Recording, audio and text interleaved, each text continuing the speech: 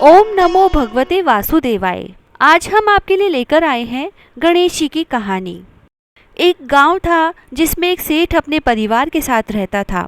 सेठ का गांव और आसपास के शहर में बड़ा व्यापार था।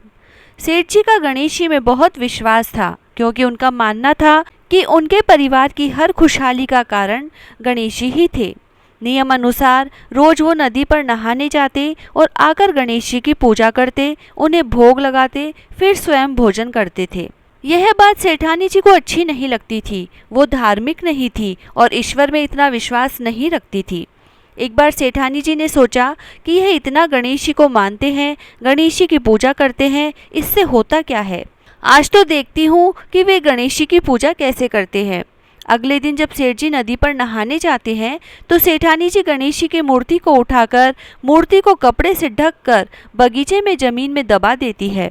जब सेठ जी नदी पर से नहाकर आते हैं और देखते हैं कि गणेश जी की मूर्ति तो मंदिर में है ही नहीं, तो वे सेठानी से पूछते हैं कि गणेश जी की मूर्ति मंदिर में नहीं है, कहाँ गई।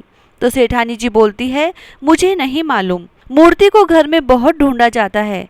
अब उस दिन सेठ जी गणेश जी को भोग नहीं लगा पाए तो उन्होंने भी खाना नहीं खाया और गणेश जी से प्रार्थना करते रहे कि प्रभु, लगता है आप मुझसे नाराज हो गए हैं और कहीं चले गए हैं। अब जब तक आप वापस नहीं आ जाते मैं खाना नहीं खाऊंगा। उस दिन पूरा दिन निकल जाता है। सेठ की भक्ति में अनन्य श्रद्धा थी, इसीलिए उसी रात एक चमत्कार हुआ। सेठ को एक सपना आया जिसमें वे एक छोटे से चूहे के साथ खेल रहे होते हैं और चूहे को खाने को लड्डू देते हैं। चूहा लड्डू लेकर बगीचे में जाता है और जमीन को खोदता है और लड्डू वही डाल देता है।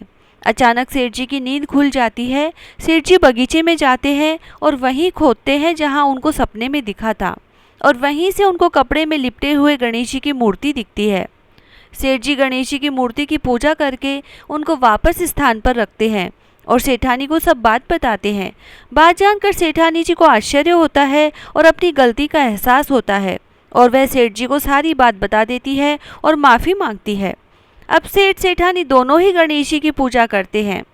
सच्ची श्रद्धा हो तो ईश्वर जमीन फाड़कर भी निकलते हैं। सच्ची श्रद्धा और विश्वास भी ईश्वर का ही एक रूप है। हे गणेश जी महाराज, जैसे सेठ जी के यहाँ वारे न्यारे हुए वैसे सबके घर में करना। कहता ने सुनता ने हुकारा भरता ने सबके परिवार में करना। जय श्री राधे।